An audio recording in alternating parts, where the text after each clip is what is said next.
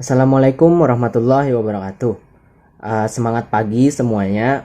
Salam sejahtera buat kita semua dan semoga kalian baik-baik saja dan sehat selalu.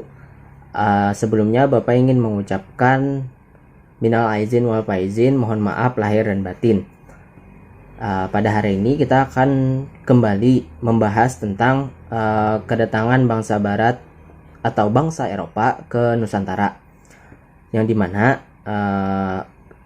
hal tersebut sangat berbeda dengan pertemuan sebelumnya, yang dimana pada pertemuan sebelumnya kita membahas tentang kedatangan bangsa Portugis dan bangsa Spanyol ke Nusantara, yang dimana pada pertemuan sebelumnya itu bangsa Portugis dan Spanyol akhirnya bertemu di Pulau Ternate dan Tidore, yang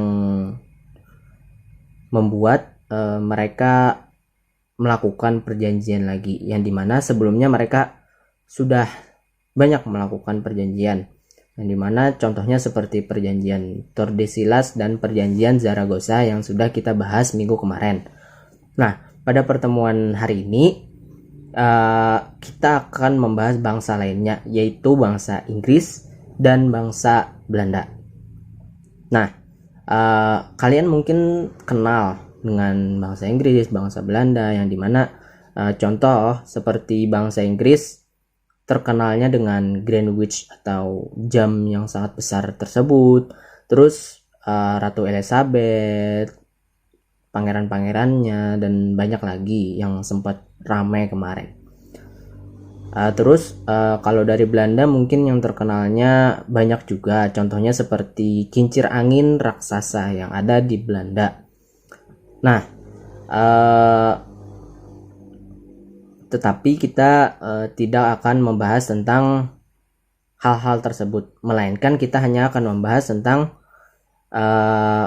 kedatangan bangsa Inggris dan Belanda ke Nusantara.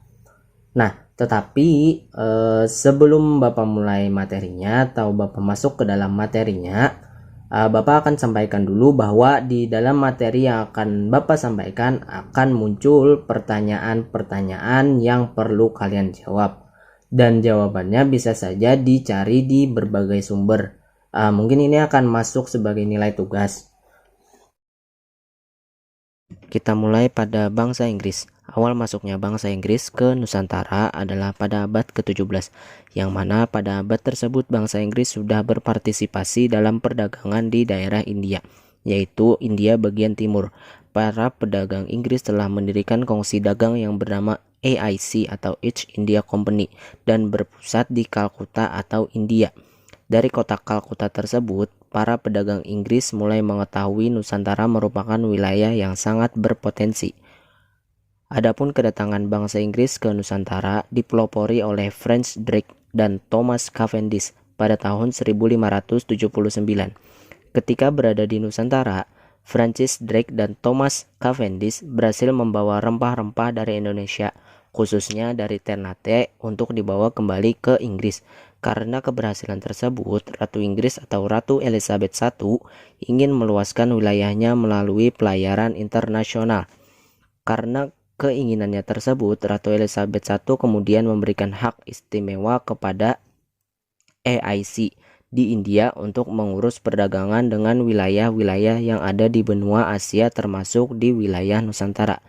Hingga pada akhirnya pada tahun 1604, AIC atau East India Company telah mendirikan kantor-kantor dagangnya. Adapun letak kantor dagang AIC berada di Ambon, Jakarta atau Jakarta, Banjar, Makassar, Jepara, dan Aceh. Sebagai tindak lanjut untuk berpartisipasi langsung di dalam perdagangan di Nusantara, Inggris mengirimkan perwakilannya di AIC wilayah Kalkuta, yaitu Gubernur Jenderal Lord, untuk merebut semua daerah di Indonesia yang dikuasai oleh Belanda pada waktu itu. Hal tersebut dikarenakan di Nusantara, Belanda telah menguasai daerah-daerah penghasil rempah-rempah yang begitu berpotensi. Oleh karena hal tersebut, dengan menaklukkan bangsa Belanda di Nusantara dianggap akan telah mempermudah bangsa Inggris di dalam memperoleh rempah-rempah. dan pada akhirnya di bawah pimpinan Stamford Raffles pada tahun 1811, Inggris telah berhasil merebut seluruh daerah kekuasaan Belanda di Nusantara. Kemenangan bangsa Inggris atas persaingan merebut kekuasaan Belanda di Nusantara ditandai dengan adanya perjanjian kapitulasi Tuntang dengan Belanda pada tanggal 18 September 1811. Nah, di sini ada pertanyaan, apakah kalian semua tahu tentang perjanjian kapitulasi Tuntang tersebut? Kalian bisa jawab di kolom tugas nanti. Selanjutnya, dengan datangnya bangsa Inggris ke Nusantara memberikan dampak besar bagi wilayah Nusantara. Contohnya yaitu memperbaiki sistem pemerintahan. Salah satunya yaitu pada Pulau Jawa dibagi menjadi 16 keresidenan. Lalu memperbaiki di dalam bidang keuangan yang dimana salah satu contohnya yaitu melaksanakan sistem sewa tanah. Lalu memperbaiki dalam bidang sosial, contohnya yaitu menghapus sistem perbudakan di Indonesia.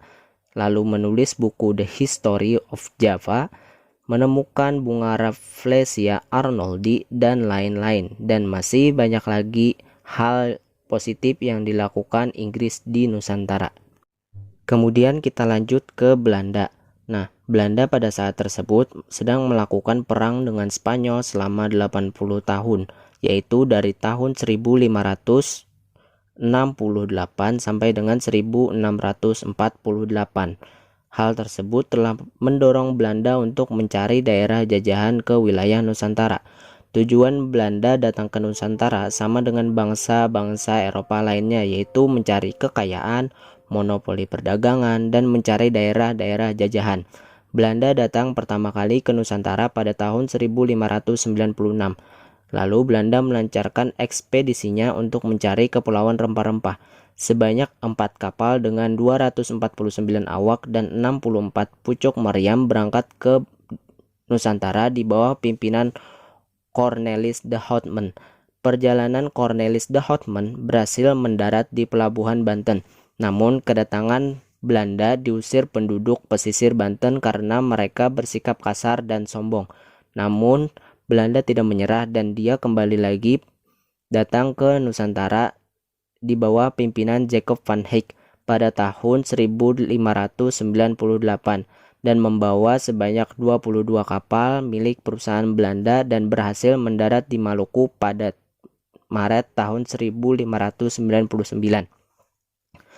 Pada tanggal 20 Maret tahun 1602, Belanda mendirikan kongsi dagang bernama VOC atau Virgin Oats Indies Company dengan tujuan sebagai berikut, yaitu menghilangkan persaingan yang merugikan para pedagang Belanda, lalu menyatukan tenaga untuk menghadapi persaingan dengan bangsa Eropa lainnya, lalu mencari keuntungan yang sebesar-besarnya untuk membiayai perang melawan Spanyol. Kepemimpinan VOC dipegang oleh dewan yang beranggotakan 17 orang yang berkedudukan di Amsterdam.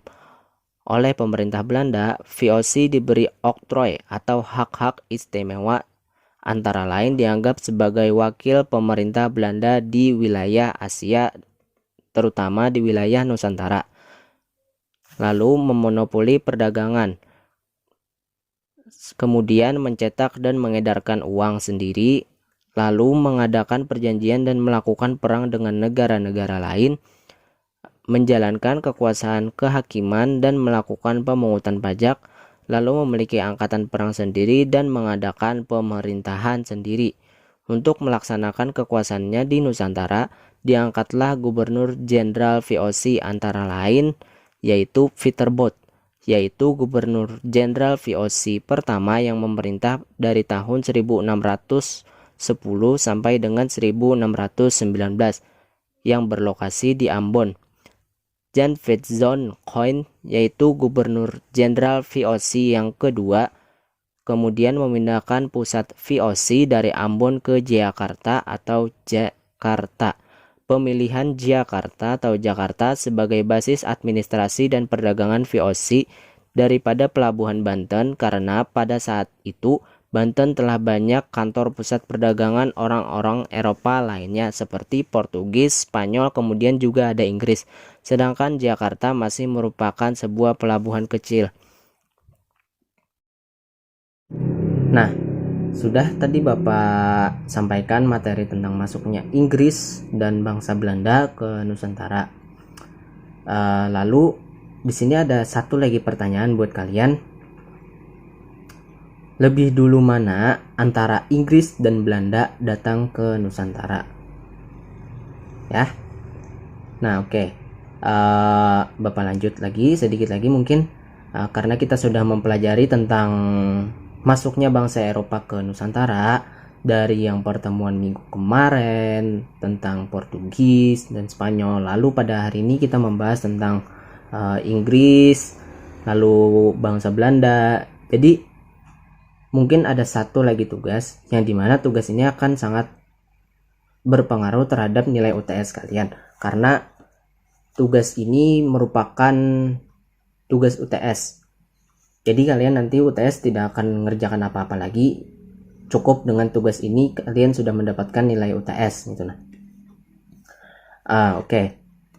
Tugasnya yaitu kalian Bapak minta untuk membuat suatu review tentang proses masuknya bangsa Eropa ke Nusantara, mulai dari Portugis, Spanyol, Inggris, dan Belanda. Nah, review di sini maksudnya kalian tulis dan cari penjelasan tentang kedatangan bangsa Barat atau bangsa Eropa ke Nusantara tadi yang tidak ada di buku pelajaran yang kalian pegang atau yang kalian miliki.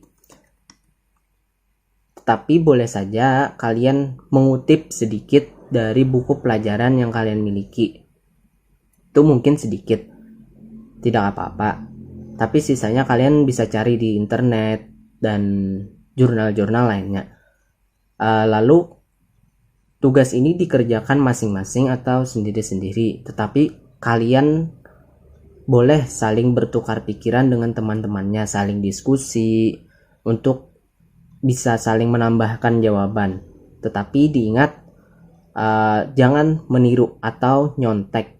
Bapak akan tahu jika nyontek karena kalimat dan susunan kata-katanya pasti ada kesamaan yang sangat sama. Jadi kalian harus inovatif mungkin atau sekreatif mungkin dalam menuturkan kata-kata di kalimat kalian.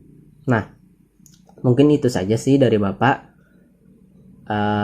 Jika masih ada yang bingung, kalian bisa tanyakan di grup WhatsApp.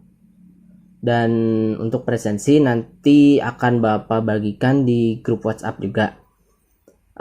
Mungkin itu saja. Jika ada salah hilap dan salah kata dari Bapak, Bapak mohon maaf yang sebesar-besarnya. Wabillahi taufik wal hidayah. Wassalamualaikum warahmatullahi wabarakatuh.